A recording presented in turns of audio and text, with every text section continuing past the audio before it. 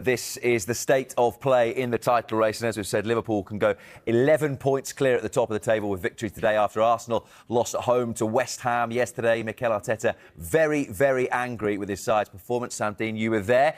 60,000 others shared that sentiment, didn't they? Very, very angry by the end. Very much so, yeah. It was quite instructive to see how many fans were sort of heading towards the exits with 10 minutes still to play, with Arsenal only trailing by one goal in a title race. But I think that kind of captured the mood a bit at the Emirates right now, and the mood around Arsenal, where I feel that sense of belief that they need if they are to win this title is kind of ebbing away. And I think the real start of that was the injury to Kai Havertz in Dubai. Obviously, they got away with it against Leicester last week when Mikel Merino was repurposed as a centre forward to spectacular effect. But I don't think anyone in the Arsenal fan base, or probably even in the Arsenal club itself, really thought that the Merino up front thing was going to be sustainable for the next few weeks at least. And as it proved yesterday, when West Ham were the better team, they defended deep and said, come on then, Arsenal, what have you got? And Arsenal didn't have much, to be honest, going forward. And I do think people will look back at this title race and think that Havertz injury was probably the defining moment in the end, from Arsenal's point of view anyway.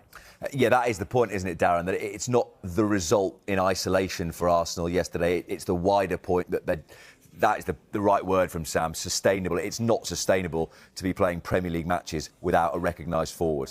No, it's not. I mean, the question last weekend was whether Mikel Merino was the solution up front, and he was never going to be. He's a midfielder. He's playing up front. West Ham found it very easy to deal with him.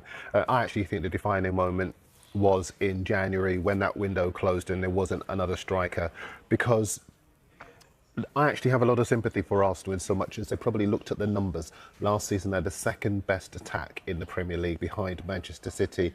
There were players who were taking responsibility in that front line. You can't praise them for that and then hammer them for luck and everything else going against them this time around. So I've got a lot of sympathy with Mikel Arteta over that. It's very easy in our knee-jerk culture for people to suddenly start saying, is he the right man, and this, that and the other. But when you look at what he's built, when you look at the fact that they still do have the best defensive record in the Premier League this season, which is quite curious actually, considering they've only got 2 clean sheets in their last 8 games. But they've put themselves, with that recruitment policy, in a position where they never again have to be reliant on one man at the back as they were with Saliba a couple of seasons ago. But now up front, it looks as though they've learned more lessons, in so much as you cannot be reliant solely on a Saka, a Havertz. You've got to have more. I remember when Liverpool bought Gakpo, I think it was December 22, and I was quite fascinated. Sorry, Nunes it might have been. And I was quite fascinated because they'd already had Jota, they already had Diaz, they already had Salah. But if you're chasing a title, you cannot have enough weapons in your armoury. I think you're talking about when they signed Luis Diaz, aren't you? No, Diaz was already at the club. Jota was already at the club. Gakpo was a January, yeah. Gakpo came in the January. And you know, I remember at the time just thinking, interesting, you know, because you've got so much in your armoury. But when you look at the points, when you look at the goal difference, when you look at the games that Liverpool have managed to get over the line ahead of other clubs that have stumbled and fallen, you realise why they invested so much in that front line. So the point about strikers is a fascinating one, isn't it? Because there was a time Mikel Arteta was quite strident on it in one of his press conferences in January, and he's obviously right that it wasn't the case that, you know, the Arsenal recruitment department were sat with their feet on the desk saying, don't worry lads, it'll be fine. They were obviously looking. Yeah. But to what extent is doing something, anything, whether it's a free agent, whether it's a short-term loan, better than nothing at all, which is what they've ended up with? The problem there, I think their view, Arsenal's view, was it's no point just getting a body in for the sake of it, because they have to, A, if they spent money on it, it would then affect their budget for the summer, for example, and their long-term plans there. And B, if a player comes in who wasn't really going to make a huge amount of difference, then what's the point anyway? The issue was, the gamble they took with that was the gamble of Havertz being fit.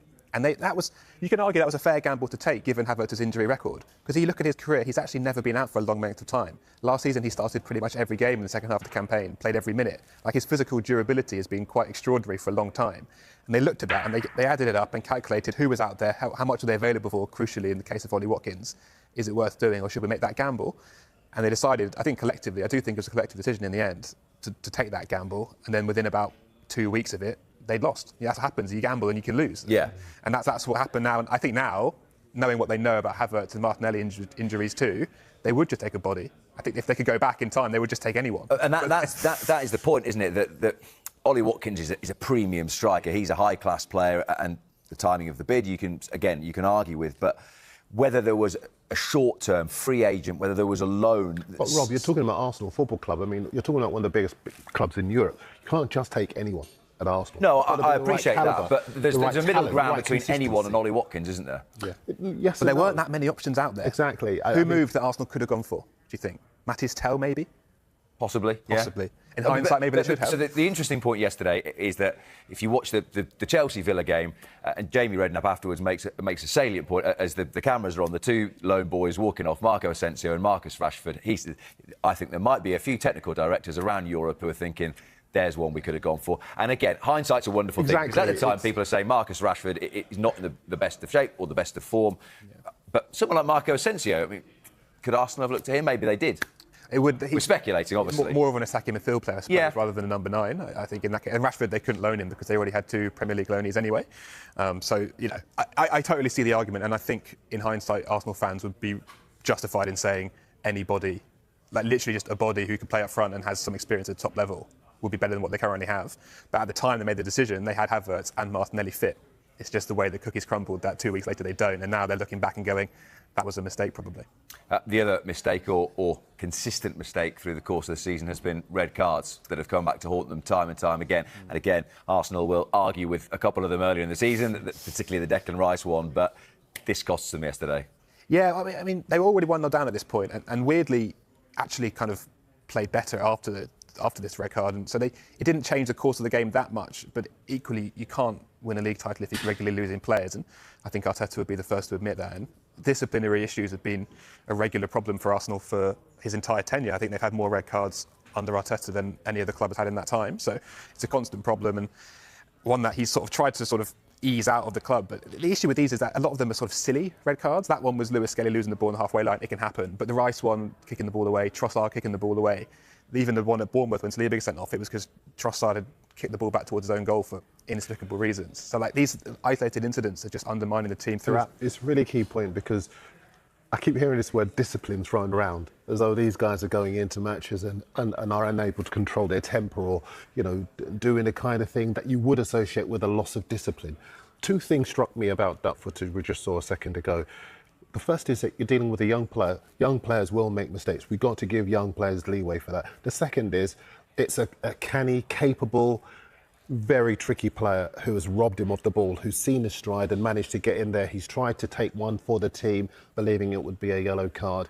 The idea that you can be concerned about their discipline as though they're a band of bruising, you know, booting people up in the air. Exactly. But it's not malice. The word, maybe then the word that might be more apt is emotion. One of the criticisms is that they're quite up and down, Arsenal. That, you know, the celebration please will be out if they win a big game. They're very, very high, aren't they? But then there is a criticism that if they lose their way in a game, it's very difficult for them to fight their way back into it sometimes. That once they have a really major setback in the game, they struggle to sort of recover their equilibrium a bit. And maybe Darren's right that discipline is not perhaps the right word, but sometimes emotionally they're not on an even a keel as someone like Arne Slot, who just seems to be dead level all the time.